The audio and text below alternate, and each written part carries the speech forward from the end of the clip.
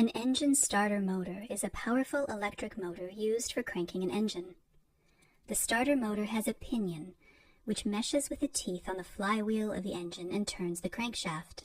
The model shown here is a pre-engaged type starter motor used in modern vehicles. It uses an electric motor to provide torque to the crankshaft. The power for this motor can be drawn from the battery. A simplified circuit of power supply is shown here. The power from the battery is supplied to a solenoid. An ignition switch is installed between the battery and the solenoid to turn the power on and off. The solenoid is an electromagnet which requires small current to get energized. As the ignition switch is turned on, the solenoid gets energized. A moving core, known as a plunger, slides along the coil, which connects two copper terminals of a contactor switch. This completes the circuit from the battery to the motor and causes the rotor to spin. When the solenoid is de-energized, the core returns back and disconnects the motor from the battery. We may wonder why the solenoid and the contactor are used instead of directly connecting the battery to the motor and reducing the complexity. The reason behind not using this circuit is the high current demand of the motor. The motor is considerably powerful and demands heavy current for operation. To handle this current, the ignition switch needs to be unusually large. It also requires very thick wires running from the battery to the switch and then to the motor, which is technically inconvenient. This is why solenoid is used, which demands lower current for being energized. The solenoid has another crucial function. It helps to slide the pinion and engage it with a flywheel before the motor starts to spin.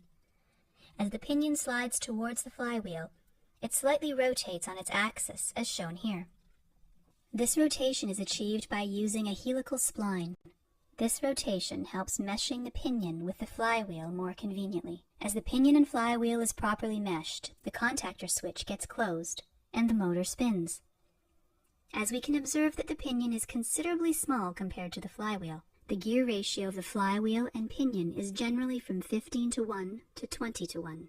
The high torque obtained from this gear reduction is still insufficient to crank the engine. So, a planetary gear set is introduced to increase the torque further. Planetary gears are incredibly useful for large gear reductions with less weight and limited space. It consists of a sun gear, a ring gear, a carrier, and a set of planet gears. In starters, the ring gear is fixed, the sun gear is the input, and the planet carrier is the output. For the setup shown here, the gear ratio is 7:1. The combined gear reduction results in enough torque to spin the engine.